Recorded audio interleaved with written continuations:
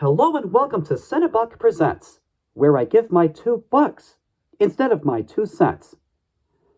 Judging from the trailers alone, one could see this movie as a kid-friendly version of James Cameron's Avatar. But knowing Pixar's reputation of coming up with innovative storylines, there actually is a lot more to it than that. The plot involves a college student named Mabel who loves animals and has a special attachment towards a forest glade that the mayor of Beaverton wants to destroy so that he could build an overpass over it.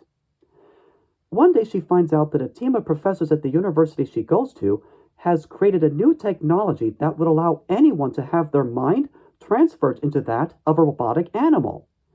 Mabel decides to take up on the idea and transfers her mind into that of a robotic beaver so that she could convince the other forest animals to return to the forest glade and keep it protected.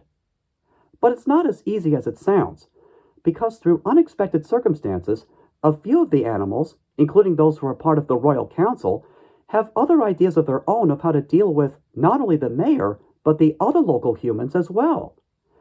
Through a wild and crazy adventure, Mabel tries to set things right and create a balance between the humans and nature itself. At times it almost felt as though the plot, as well as bits of the character designs, would have been something another animation studio would have come up with.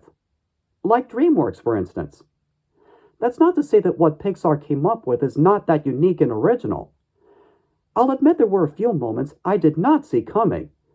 Yet, there were a few moments I did see coming. There were a few ideas that worked effectively, yet there were a few ideas that worked, but not quite as strongly, and perhaps may be seen as a little bit out there.